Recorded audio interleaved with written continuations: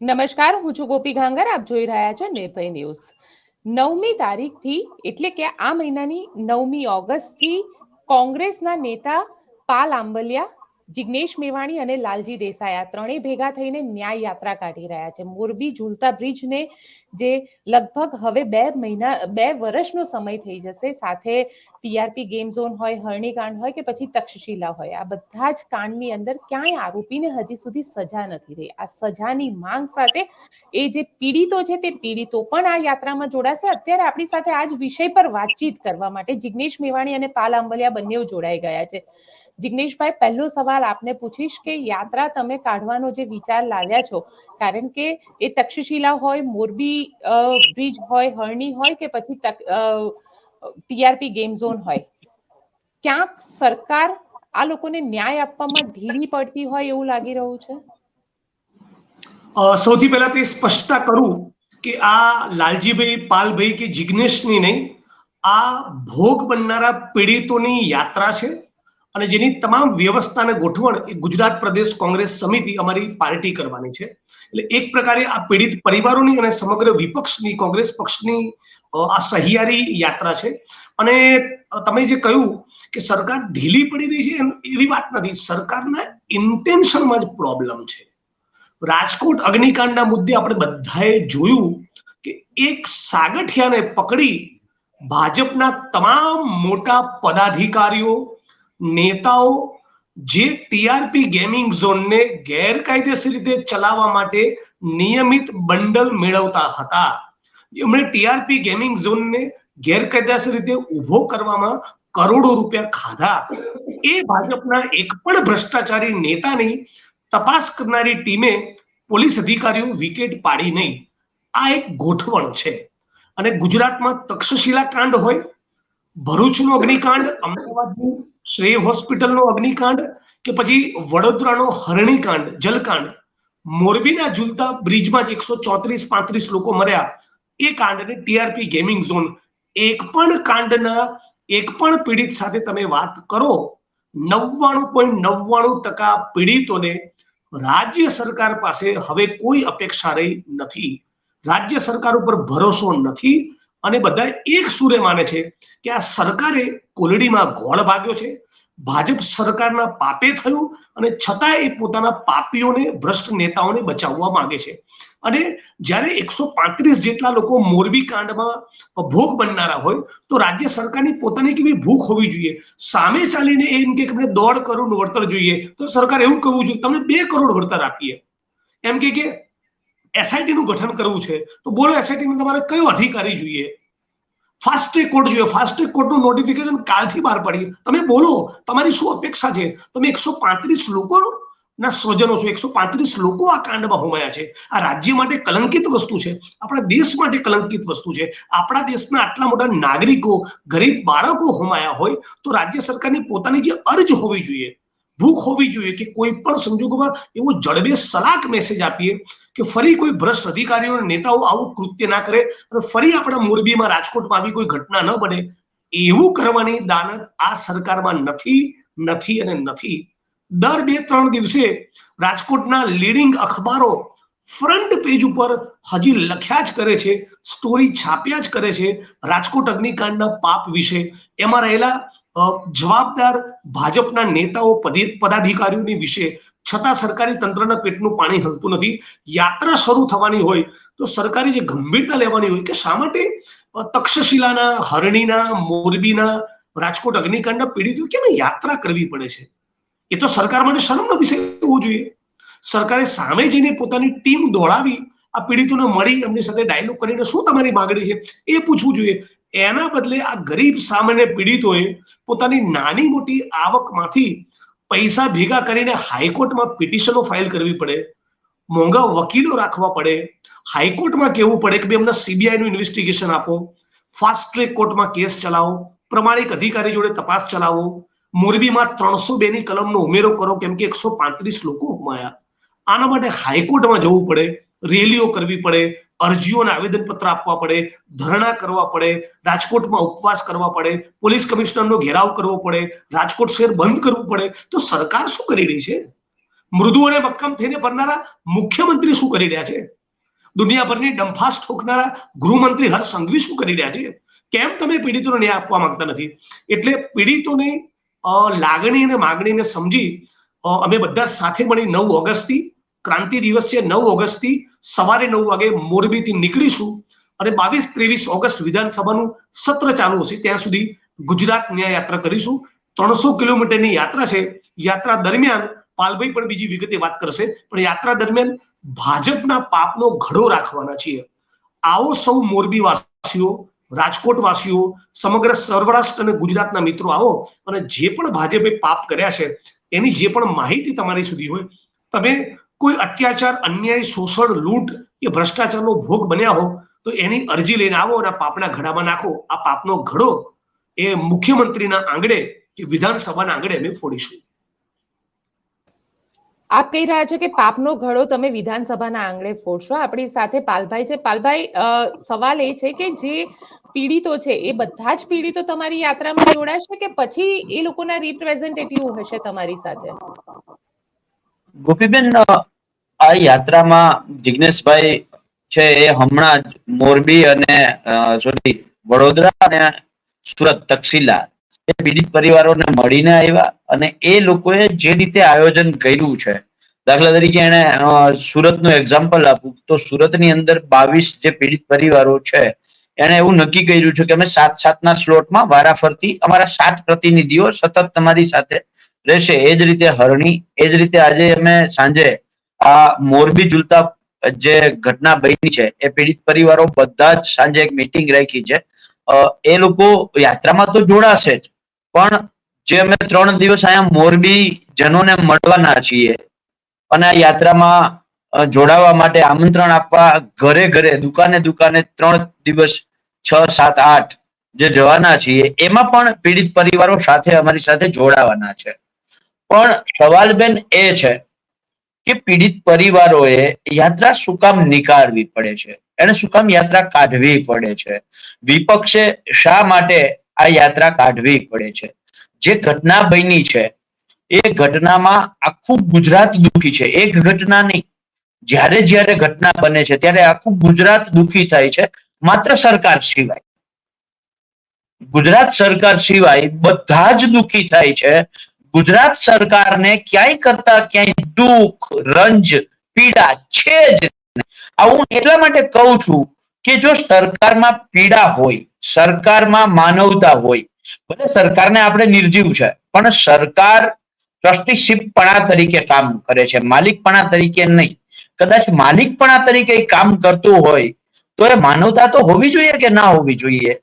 જ્યારે કોઈનું સ્વજન એક હારે 14 નાના નાના ભૂલકાઓ વડોદરામાં આપણે ખોઈએ, રાજકોટમાં આપણે 27 સ્વજનો ગુમાવીએ અને સરકાર માત્ર પોતાના માનીતા અધિકારીઓ, એવા માનીતા અધિકારીઓ કે અંડર ટેબલ હપ્તાઓ શોધી હપ્તાઓ ભેગા કરી અને ભાજપનું કમલા બનાવવામાં મદદ કરે છે, એવા અધિકારીઓ કે જે સરકારને ચૂંટણી સમયે ખૂબ મદદ કરે છે, એવા ભાજપના પદાધિકારીઓ કે ભાજપને જ્યાં જોઈએ ત્યાં ભ્રષ્ટાચારમાં મદદ કરે છે, આ એના અધિકારીઓ અને એના માનીતા પદાધિકારીઓ, એને કઈ આંચ ન આવે. ભલે તમારા 27 સ્વજનો જાય, ભલે તમારા 22 સ્વજનો જાય, ભલે તમારા 14 ભૂલકાઓ જાય, ભલે તમારા 134 સ્વજનો ઝૂલતા પુલની અંદર હોમાઈ જાય, પણ એનું જે ખિસ્સું છે, આપણે કહેવત હતી ને તરભાણું ભરોવાળી, એ કહેવત મુજબ જેનું જે થવું એ થાય, એને હપ્તા આપનારાઓ, કમલમ દરેક શહેરની અંદર કમલમો બનાવવા વાળાઓ, એમાં ભ્રષ્ટાચારનો ભાગ આપનારાઓ, એ ભૂમાફિયા હોય, એ અધિકારી હોય કે ભાજપના પદાધિકારી હોય, એક પણને ઊની આંચ ન આવે એના માટે થઈ અને આ સમિતિઓ, જાંચ સમિતિ, સત્યશોધક સમિતિ, એસઆઈટી, આ બધી જ ગુનાઓ ડામવા માટે નહીં, ગુનાઓ શોધવા માટે નહીં, ગુનેગારોને ગુનેગાર છે એવું કાગળ ઉપર હાઈકોર્ટ સાબિત કરી દે એવા કાગળિયા તૈયાર કરવા માટે નહીં, પણ હાઈ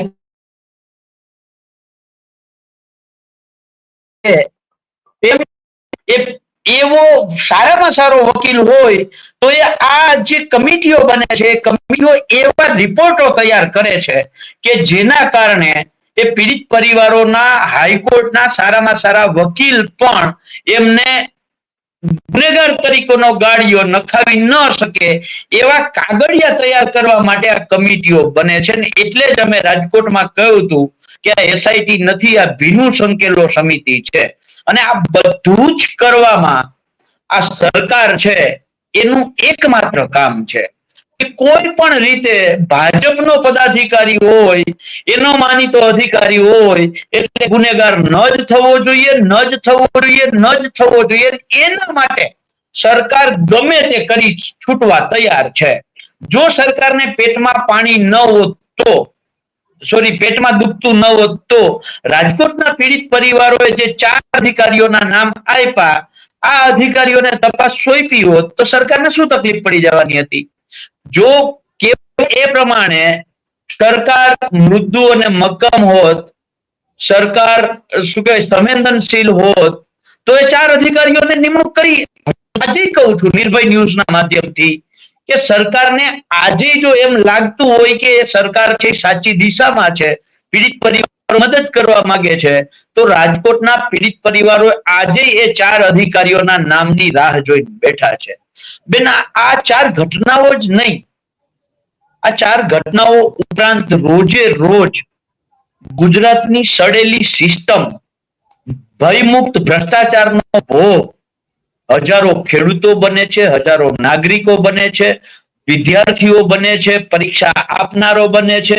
હમણાં જ તમે જોયું વનરક્ષકમાં જે થયું છે. હવે એમાં મારો સવાલ એ છે કે જે વિદ્યાર્થીઓએ પરીક્ષા દીધી એ પરીક્ષા એ પોતાના માર્ક્સ ન જોઈ શકે, એને માર્ક્સ દેખાડવામાં પણ નથી આવતા અને માર્ક્સ જોવા માટે આ સરકારમાં વનરક્ષકોએ આંદોલન કરવું પડે છે કે અમારા માર્ક્સ અમને બતાવો, અમે આંદોલન કરીએ છીએ. આંદોલનનો પ્રકાર તો જુઓ. આ સરકારને શરમ આવવી જોઈએ.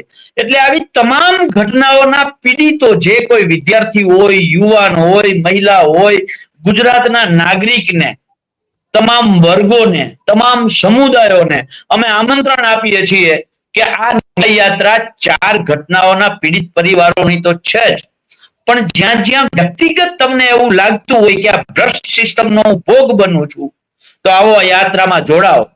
તમે 1 કલાક તમારી આ યાત્રામાં આપો, 1 દિવસ આપો, આ યાત્રામાં જોડાઓ. તમે જે ભ્રષ્ટાચાર જોયો છે કે ભોગ બન્યા છો એની નાની ચબરખી લખી અને પાપના ગળામાં નાખી જાઓ. બિલકુલ, એ પાપના ગળામાં નાખવાની વાત કરી રહ્યા છો તમે લોકો, પણ જિગ્નેશભાઈ સવાલ અહીંયા એ છે ને કે કેટલા લોકો આવશે? કારણ કે આ સિસ્ટમના ભોગ, કારણ કે 30 વર્ષથી ભારતીય જનતા પાર્ટીનું શાસન છે.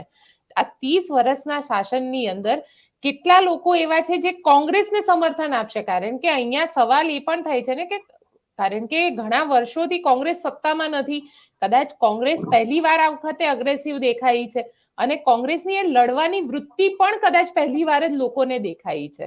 તો કેટલા લોકો સમર્થન આપશે? અમારો પ્રયત્ન એટલો જ છે કે આ તમામ પીડિત પરિવારે લડવું હોય અને એમનો અંતરાત્મા સંતુષ્ટ થાય ત્યાં સુધી સંઘર્ષ કરવા, ત્યાં સુધી પરસેવો પાડવા અમે લોકો ઈમાનદારીથી રોડ ઉપર ઉતરવા તૈયાર છીએ. અને ફક્ત આ 5 કાંડની વાત નથી, ગુજરાતના કોઈ પણ ખૂણે અત્યાચાર કન્યાય થશે તો અમે લોકો દિલો જાનથી, નિષ્ઠાથી લડવાના છીએ, એનો સંકલ્પ કરેલો છે. અને જ્યારે તમે નિષ્ઠાપૂર્વક, પ્રમાણિકતાપૂર્વક રોડ ઉપર ઉતરો જનતાની વચ્ચે, જનતાના સવાલોને લઈને, ત્યારે લોકોનું સમર્થન મળતું જ હોય છે.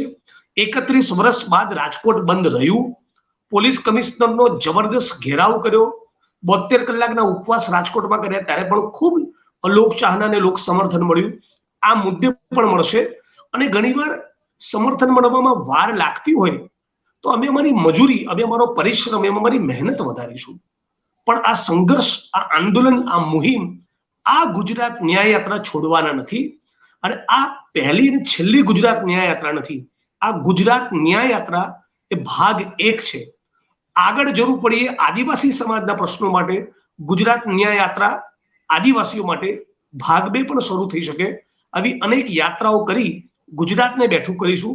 ગુજરાતમાં એક નવી જાગૃતિ નવી ચેતનાનો સંચાર થાય અને કોંગ્રેસની કેડર દરેક જિલ્લામાં દરેક તાલુકામાં મજબૂતાઈથી લોકોના પ્રાણ પ્રશ્નો ઉપાડે એ અમારો ઇન્ટેન્શન છે.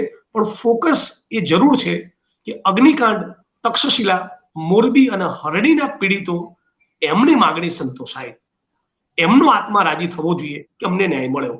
That is our priority. તમે કહી રહ્યા છો કે એમની આત્માને શાંતિ મળે, પરંતુ જે રીતે સરકારી સિસ્ટમ છે, આ સિસ્ટમની અંદર જે અધિકારીઓ તપાસ કરી રહ્યા છે એ બીજા આઈએસ અધિકારીઓ વિરુદ્ધમાં ઇન્વેસ્ટિગેશન, અને છેલ્લે તો ક્લીન ચીટની વાત આવે છે. કારણ કે છેલ્લે હમણાં જ જે સત્યશોધક કમિટી બનાવી હતી એના રિપોર્ટમાં ક્લીન ચીટ આપી દીધી આઈએસ અધિકારીઓને.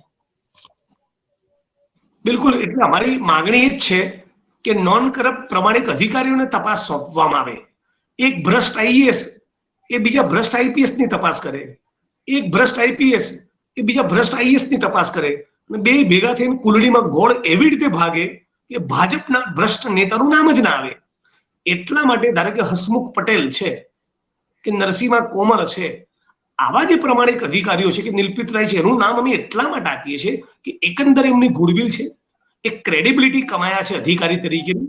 તો એમને તપાસ સોંપવામાં પાલભાઈ કહ્યું પ્રમાણે રાજ્યની સરકારને પેટમાં દુખે છે ક્યાં? પીડિત પરિવારોની માંગણી પ્રમાણે તપાસ સોંપવામાં દુખે છે ક્યાં? ચલો આ અધિકારીઓને તપાસ ન સોંપવી હોય તો તમે સીબીઆઈને તપાસ સોંપી દો, પણ દૂધનું દૂધ ને પાણીનું પાણી થવું જ જોઈએ. આ કોઈને ધોલ ધપાટ મારવાનો પ્રશ્ન નથી. 250 થી વધારે લોકો આ ભાજપ સરકારના ભ્રષ્ટાચારના પાપ અને અધિકારીઓની ભ્રષ્ટ નીતિના કારણે હોમાયા છે. આ 250 લોકોના જીવન ગુમાયા. 250 લોકો નાનો આંકડો નથી. આપણા પરિવારના બાળકને આંગળી પર ફોલ્લો થાય તો એ આપણો જીવ બળતો હોય છે. જે લોકો અગ્નિકાંડની 3000 ડિગ્રીની આગમાં હોલાયા, કે જે લોકો મોરબીનું પુલ તૂટવાના કારણે જેમનું મૃત્યુ થયું, એ પરિવારોની, એ માતાઓની શું વેદના છે? રાજ્યની સરકાર એની દરકાર જ નહીં કરવાની. એવી કેવી સરકાર? આ શેનો ઘમંડ છે?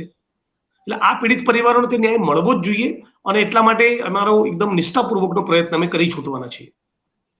અચ્છા, તમે લોકો કઈ રીતે, તમારો રૂટ શું રહેશે, અને ખાસ કરીને મોરબીથી શરૂ કરીને ગાંધીનગર સુધી તમારે પહોંચવાનું છે? હવે એમાં સુરત, તક્ષશિલા કઈ રીતે તમે એડ? સવારે 9 વાગે નીકળીશું મોરબીથી, અને ત્યાંથી ટંકારા, પછી રાજકોટ ટીઆરપી ગેમિંગ ઝોનની જે ઘટના બની ત્યાં સંવેદના સભા, કે પછી ચોટીલા, સુરેન્દ્રનગર 15મી ઓગસ્ટે આવશે, ત્યાં ધ્વજવંદનનો કાર્યક્રમ, અને પછી યાત્રા આગળ વધશે વિરમગામ, સાણંદ, અમદાવાદ ને ગાંધીનગર પહોંચશે. વિધાનસભાનું સત્ર ચાલુ હોય એ વખતે સરકારને અમે તમામ પીડિત પરિવારો સાથે મળીને ઘેરીશું. અંદર પણ અવાજ ઉઠાવીશું બુલંદ અવાજમાં, અને બહાર પણ રોડ ઉપર પણ સંઘર્ષ કરીશું. સરકારને બરાબર ભીસમાં લાવવાનો, ઘેરવાનો પ્રયત્ન કરીશું, જેથી સરકાર ઉપર એટલું પ્રેશર આવે કે સરકાર ફાસ્ટ ટ્રેક કોર્ટની વધારે વળતરની અને યોગ્ય તપાસની જાહેરાત કરે. પીડિતોની માંગણી સંતોષાય એના માટે વિધાનસભાની અંદર પણ લડીશું, અને બહાર વિધાનસભાનું સત્ર ચાલુ હોય એ વખતે મોટી જનસંખ્યા સાથે તમામ પીડિતોને લઈને અમે પહોંચીશું. એટલે યાત્રા 300 કિલોમીટરની છે. ગુજરાત ન્યાય યાત્રાનું નામ 9 ઓગસ્ટ સવારે 9 વાગે મોરબીથી શરૂ થાય અને 22-23 ઓગસ્ટે ગાંધીનગર યાત્રાની પૂર્ણાહુતિ થશે. સાથે પાલભાઈ, તમને એક સવાલ પૂછું, કારણ કે જે રીતે આ આખું તક્ષશિલાને 5 વર્ષનો સમય વીતી ચૂક્યો છે, સાથે મોરબીને 2 વર્ષ થઈ ગયા છે, હરણીકાંડને પણ લગભગ વર્ષ થશે હમણાં, અને સાથે જો ટીઆરપી ની વાત કરું તો લગભગ 2.5 મહિનાથી વધારેનો સમય વીતી ચૂક્યો છે. આટલો સમય વીતવા છતાં પણ આજે પણ કેસની કન્ડિશન જ્યાં છે ત્યાં ને ત્યાં જ છે. હવે જે પીડિતો છે એ પીડિતોની જે માંગ છે, કારણ કે ન્યાય જોઈએ છે, ક્યાંક ને ક્યાંક એ લોકો પણ એવું કહી રહ્યા હતા કે જેટલું અમને કમ્પન્સેશન આપ્યું એના કરતા ડબલ તો એમને વકીલોને ફી ચૂકવી છે, કે એમને ન્યાય જોઈએ છે. આને લઈને શું કહેશો? બેન, જો પહેલી વસ્તુ મેં કહ્યું કે સરકાર જે છે, અને આમાં પણ હું ફરીથી સરકાર પર જ જાઉં છું, સરકારમાં દાખલા તરીકે રાજકોટ ટીઆરપી ગેમ ઝોનના પીડિત પરિવારોને રાહુલજી અમદાવાદમાં મળ્યા પછી આ કહેવાતા મૃદુ અને મક્કમ મુખ્યમંત્રીને યાદ આવ્યું કે અમારી પહેલા રાહુલજીએ મળી લીધું છે. રાહુલજીએ જ્યારે કહ્યું કે સંસદમાં પણ અમે આ પ્રશ્ન ઉઠાવીશું, સંસદમાં પ્રશ્ન ઉઠે તો એનો પૂર્વ તૈયારીના ભાગ રૂપે મુખ્યમંત્રીશ્રીએ રાતોરાત બધાઈને આદેશ કર્યા કે પીડિત પરિવારોને શોધીને લઈ આવો. ભાજપ તો કામે લાગી જ, અરે હાથે પોલીસ પણ કામે લાગી. પોલીસે એક એક વ્યક્તિને જઈને મળ્યા અને કહ્યું કે તમને મુખ્યમંત્રી મળવા માંગે છે. જો આ મૃત્યુ અને મુખ્યમંત્રી હોય, ભાજપ સરકાર સંવેદનશીલ હોય જનતા પ્રત્યે, તો અગાઉની ઘટનાઓ મોરબી હોય, વડોદરા હોય કે તક્ષશિલા હોય, મુખ્યમંત્રીને કેમ આ કોઈ એક પણ પીડિત પરિવાર યાદ ન આવ્યું? બીજું, મળ્યા પછી શું? પીડિત પરિવારોએ 12 માંગણી કરી હતી કે આ 12 માંગણીઓ અમારી છે ને એ લેખિતમાં આપેલી છે. 12 માંગણીમાંથી આજે નિર્ભય ન્યૂઝના માધ્યમથી પૂછવા માંગુ છું મૃદુ અને મક્કમ મુખ્યમંત્રી શ્રીને, 8 પાસ અભણ ગૃહમંત્રી શ્રી પણ તે દિવસે હાજર હતા, એમને કે આ 12 માંગણીમાંથી કઈ માંગણીનો તમે અક્ષરશઃ સ્વીકાર કર્યો છે? એક પણ નહીં. તો સવાલ એ છે બેન કે જ્યારે સિસ્ટમ કામ ન કરે ત્યારે લોકો ન્યાયાલયનો આશરો લે છે. સિસ્ટમ જ જ્યારે કામ નથી કરતી એટલે ન્યાયાલય સુધી જવું પડે છે, અને એટલે જેટલું કમ્પન્સેશન મળ્યું છે એનાથી વધારે વકીલોની ફી ચૂકવવી પડે છે. શું કામ ચૂકવવી પડે છે? એમને સ્વજન દિવસ, એમને દુઃખ છે, પણ એ એટલા માટે લડે છે કે એવી ઉદાહરણ રૂપ સજા થાય કે ભવિષ્યમાં ગુજરાતમાં આવો બીજો દાખલો ન બેસે. આ સુરત પીડિત પરિવારોના એના શબ્દો હું તમને કહું છું. એને કહ્યું કે પાલભાઈ, અમે આ 22 જણા છીએ, આ 22 માંથી એક પણ વ્યક્તિને કોર્ટનો ક ખબર નહોતી, અને આજે અમે 22 વકીલ જેટલા કે એનાથી વધારે હોશિયાર થઈ ગયા છીએ. બેન, તમે માનશો નહીં, આવી કરુણાંતિકાઓ છેલ્લા 50 વર્ષની અંદર આખા ભારતમાં જેટલી બની ને, આ તમામ ઘટનાઓનો આ સુરતના પીડિત પરિવારોએ અભ્યાસ કર્યો છે. એને શું કામ આટલો અભ્યાસ કરવો પડ્યો? કારણ કે સિસ્ટમ ઉપર ભરોસો નહોતો.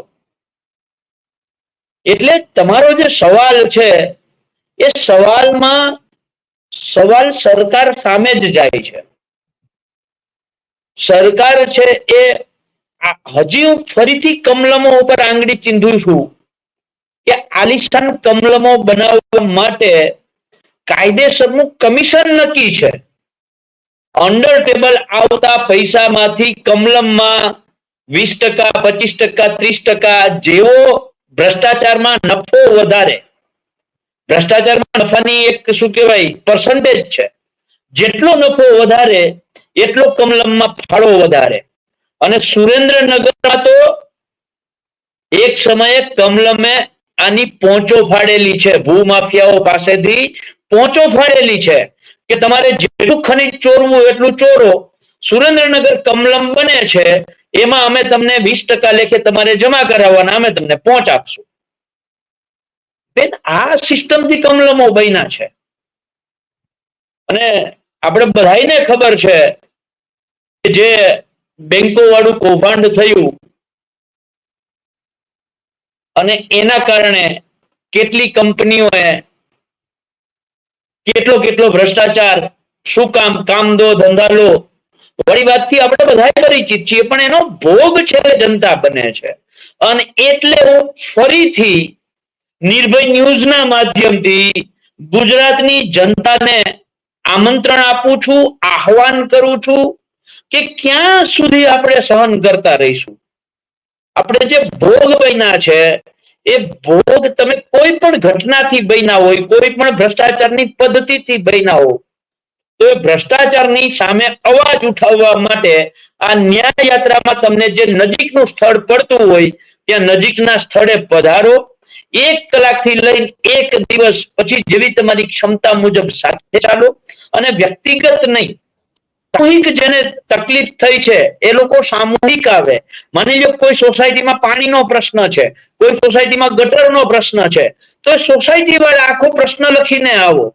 જેવી રીતે વનરક્ષકોની મેં વાત કરી, તો વનરક્ષકોના પીડિત જેટલા પણ યુવાનો છે, પેપર લીક કાંડના જેટલા પીડિત યુવાનો છે, પાક વીમાથી પીડિત જેટલા ખેડૂતો છે, વિન્ડ ફાર્મ, સૌર્ય કંપનીઓ અને સૂર્ય ઉર્જાથી ચાલતી કંપનીઓ અને વીજ લાઈન ખેંચવાના જેટલા બુલડોઝરો ખેડૂતોના ઉભા પાક ઉપર ફરે છે, નકલી દવા, ખાતર, બિયારણનો ભોગ બનેલા તમામ ખેડૂતોને, જમીન માપણીથી પીડિત તમામ ખેડૂતોને અમે કહીએ છીએ કે તમે કરેલી તમામ અરજીઓ એની કોપી સાથે એક લખાણ નાનું એવું લખી અને આવો અને આપ આપના ગળામાં તમારી જે કઈ વેદના, પીડા, તકલીફ, સમસ્યા આ ભ્રષ્ટ સિસ્ટમના કારણે તમે ભોગ બન્યા છો એ લખીને આવો અને પાપના ગળામાં નાખો.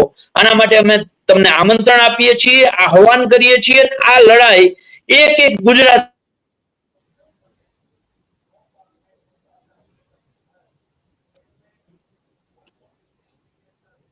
જી પાલભાઈ.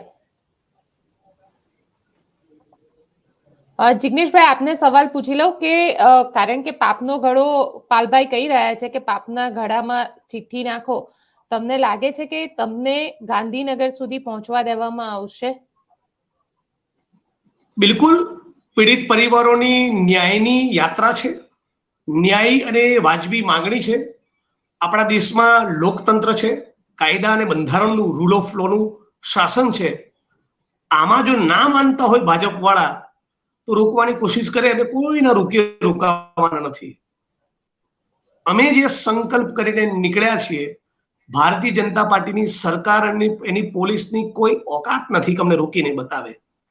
પ્રયોગ એમણે કરવો હોય તો કરી જુએ. અને સમજવાનું તમારા દર્શકો એ છે કે દારૂના અડ્ડા ચલાવવાની, જુગારના અડ્ડા ચલાવવાની, ગેરકાયદેસર ખનન કરવાની, ડ્રગ્સનો કાળો કારોબાર કરવાની, લેન્ડમાં, જમીનમાં મોટા મોટા સ્કેમ કરવાની છૂટ હોય તો આ તક્ષશિલા, હરણી, મોરબી અને રાજકોટના પીડિતોને પોતાના દીકરાઓના ન્યાય માટે યાત્રા કરવાની પરમિશન ના હોય.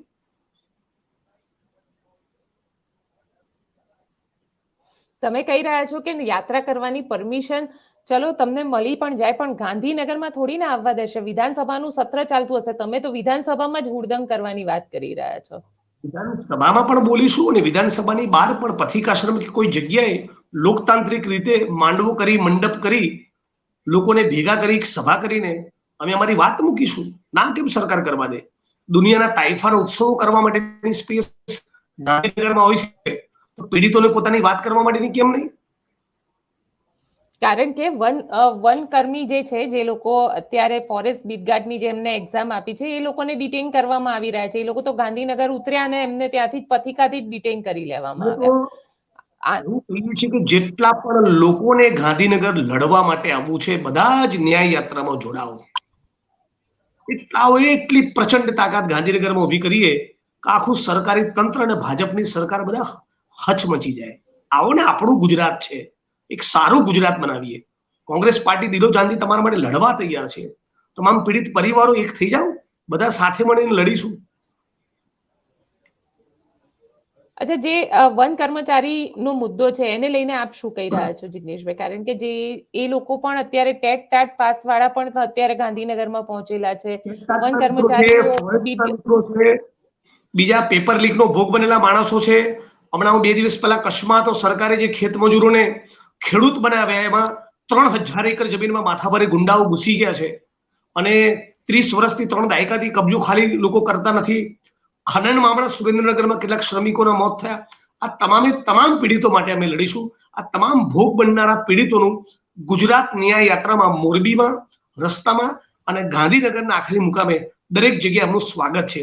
કોઈ એક દિવસ માટે આવવા માંગતું હોય તો એનું પણ સ્વાગત છે, કોઈ 1 કલાક માટે આવવા માંગતું હોય તો એનું પણ સ્વાગત છે, કોઈ 15 દિવસ જોડાવા માંગતું હોય તો એનું પણ સ્વાગત છે. અને આ ન્યાય યાત્રા પહેલી અને છેલ્લી નથી. આવી અનેક ન્યાય યાત્રા કરીને અમે ગુજરાતને જગાડવાના છીએ. આવો, સાથે મળીને લડીએ, સંઘર્ષ કરીએ, કાનૂન અને બંધારણના દાયરામાં રહીને આપણે આંદોલન કરીએ અને એક નવું ગુજરાત બનાવીએ. એ જ અમારો સંકલ્પ. પણ એવું નહીં થાય ને કે આ જેને ન્યાય જોઈએ છે એ પીડિતોને ક્યાંક એવું ના થાય કે એમને પોલિટિકલી યુઝ કરવામાં આવી રહ્યા છે? પીડિત પરિવારો પોતાની સ્વેચ્છાએ પોતાની મરજીથી અમારી યાત્રામાં જોડાઈ રહ્યા છે અને કેટલાક પીડિત પરિવારો તો મોરબીમાં 9 તારીખ પૂર્વે જોડાઈ જવાના છે.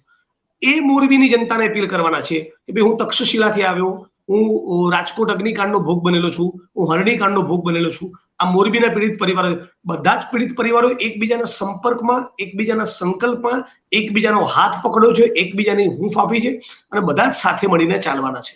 પીડિત પરિવારોનો પોતાનો સંકલ્પ છે. એમણે અમારામાં પ્રામાણિકતા, નિષ્ઠા કંઈક જોયું હશે તો અમારી સાથે યાત્રામાં જોડાવા તૈયાર થયા ને. એ સરકારથી નારાજ હશે, સરકાર ન્યાય નથી આપી રહી, સરકારની સામે ગુસ્સો છે તો યાત્રામાં જોડાઈ રહ્યા છે. હું તો સરકારને એવું કહું છું કે 9 તારીખે અમારે યાત્રા કરવી જ ના પડે એના માટે તમામ પીડિતોની સાથે તાબડતોબ ડાયલોગ કરી ફાસ્ટ ટ્રેક કોર્ટ, વળતરની રકમ વધારવી, તમારી પાર્ટી ભાજપના જેટલા બી ભ્રષ્ટ માણસો ઇન્વોલ્વ છે એ બધાની ધરપકડ કરવી અને એસઆઈટી અને સીબીઆઈ જેની માંગ પીડિતો કરે છે એ પ્રમાણેની તપાસ. આટલું કરી આપો. યાત્રાની જરૂર નહીં, અમે બીજા મુદ્દે યાત્રા કરીશું. સરકારના પેટમાં ચોરી ના આવે તો આટલું કરીને બતાવે. પણ ગૃહમંત્રી અને મુખ્યમંત્રી આ કરવા માંગતા નથી. એમની દાનતમાં 100% ખોટ છે.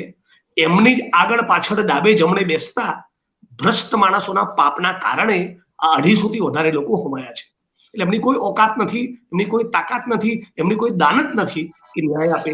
આ ન્યાય તો લડીને હાઈકોર્ટમાં, સુપ્રીમ કોર્ટમાં અને રોડ ઉપરમાં આંદોલન કરીને પીડિત પરિવારોને અમારા સૌએ મેળવવો પડશે. ચલો જિગ્નેશભાઈ, આપ અને પાલભાઈ, આપ બંને અમારી સાથે જોડાયા તેના માટે આપનો ખૂબ ખૂબ આભાર. તો જે રીતે જિગ્નેશ મેવાણી અને પાલ આંબલે આ બંને જણા કહી રહ્યા છે કે હવે એક આંદોલન જે છે તેની શરૂઆત કરવા જઈ રહ્યા છે. 9મી તારીખે મોરબીથી તેની શરૂઆત થશે અને આ લડાઈ ન્યાય માટેની લડાઈ રહેશે. આપ શું વિચારો છો અને આપ પણ જોડાવાના છો તો કોમેન્ટ બોક્સમાં ચોક્કસથી લખીને જણાવજો. આભાર.